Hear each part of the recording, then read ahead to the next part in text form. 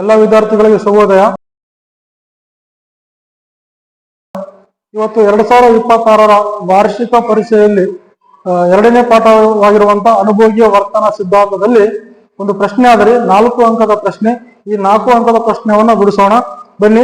ನೋಡ್ರಿ, ಇಲ್ಲಿ ಒಬ್ಬ ಅನುಭೋಗಿಯು ಒಂದು ಸೇಬಿನ ಬೆಲೆ 8 ರೂಗಳಿದ್ದಾಗ 20 ಸೇಬುಗಳನ್ನ ಖರೀದಿಸುತ್ತಾಳೆ ಮತ್ತು ಪ್ರತಿ ಸೇಬಿನ ಬೆಲೆ 10 ರೂಗಳಿಗೆ ಏರಿಕೆಯಾದಾಗ ಅವಳು ಸೇಬಿನ ಬೇಡಿಕೆಯನ್ನು 16ಕ್ಕೆ ಕಡಿಮೆ ಮಾಡುತ್ತಾಳೆ. ಹಾಗಾದರೆ ಬೆಲೆ ಬೇಡಿಕೆ ಸ್ಥಿತಿಸ್ಥಾಪಕತ್ವವನ್ನು ಕಂಡುಹಿಡಿಯಲಿಸಿಕೊಟ್ಟಿದ್ದಾನ. ಇದು 4 ಅಂಕದ ಪ್ರಶ್ನೆ ರೀ.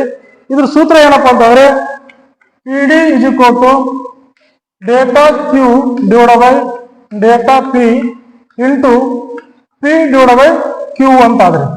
ಇಲ್ಲಿ ನೋಡಿ, ಈ ಪ್ರಶ್ನೆಯಲ್ಲಿ ಈ ಒಂದು ಸೂತ್ರದಲ್ಲಿ ಡೇಟಾ Q ಅಂತಾದ್ರಿ. ಈ ಡೇಟಾ Q ಅಂತಂದ್ರೆ ಬದಲಾದ ಪ್ರಮಾಣ ನೋಡಿ. ಮೊದಲು 20 ಸೇಬುಗಳನ್ನ ಖರೀದಿಸಿದಾಗ ಆ ನಂತರಕ್ಕೆ ಬೆಲೆ ಏರಿಕೆ ಆದ ನಂತರ 16 ಸೇಬುಗಳನ್ನ ಖರೀದಿ ಮಾಡಿದಲ್ರಿ. ಮೊದಲು 16 ಹಚ್ಕೊಳ್ಳೋಣ, ಆ ನಂತರ ಅದರ ಮೈನಸ್ 20 ಮಾಡೋಣ್ರಿ. ನಮಗೆ ಇದು ಉತ್ತರ ಎಷ್ಟು ಬರ್ತಪ್ಪ ಅಂದ್ರೆ -4 ಬರ್ತದ್ರಿ.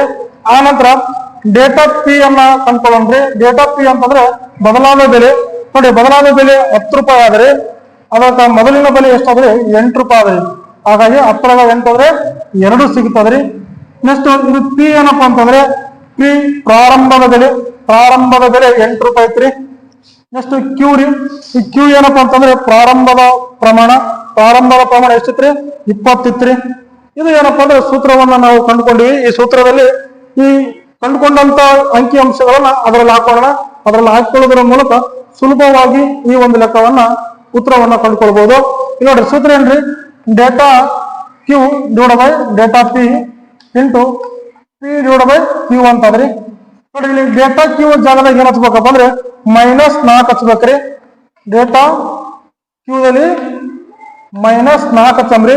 ಆಮೇಲೆ ಡೇಟಾ ಪಿ ದಲ್ಲಿ 2 ಹಚ್ಕೊಳ್ಬೇಕ್ರಿ. ಇಂಟು ಪಿ ಜಾಗದಾಗ ಏನ್ ಹಚ್ಕೊಳ್ಬೇಕಪ್ಪ ಅಂದ್ರೆ 8 ಹಚ್ಕೊಳ್ಬೇಕ್ರಿ. ಇನ್ನು ಕ್ಯೂ ಜಾಗದಾಗ 20 ಹಚ್ಕೊಳ್ಬೇಕ್ರಿ. ಇಷ್ಟು ಹಚ್ಕೊಂಡ ನಂತರ ನೆಕ್ಸ್ಟ್ ನೋಡ್ರಿ, 4 8 32 ರೀ. 4 8 32, 2 20 40. ಈ 32 ಅನ್ನೋದು -32 ರೀ. ಯಾಕಂದ್ರೆ ಇಲ್ಲಿ 4 ಮೈನಸ್ನಾಗ ಆದ್ರಿ. ಹಾಗಾಗಿ ನಮಗ -32 ಬರ್ತದ್ರಿ.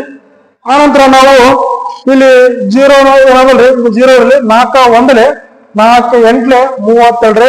ಈ 0 ಹಚ್ಕೊಂಡ್ರೆ ನಮಗ 0 ಹಚ್ಕೊಂಡು ಪಾಯಿಂಟ್ ತಗೋಬೇಕು. ಪಾಯಿಂಟ್ ಆಗಿ ತಗೋಬೇಕಂದ್ರೆ ಇಲ್ಲಿ 32 ಅನ್ನೋದು ಮೈನಸ್ನಾಗ ಆದ್ರಿ. ಹಾಗಾಗಿ ಉತ್ತರ ನಮಗ ಬೆಲೆ ಬೇಡಿಕೆ ಸ್ಥಿತಿಸ್ಥಾಪಕತ್ವ ರೀ 0.8 ಬರ್ತದ್ರಿ.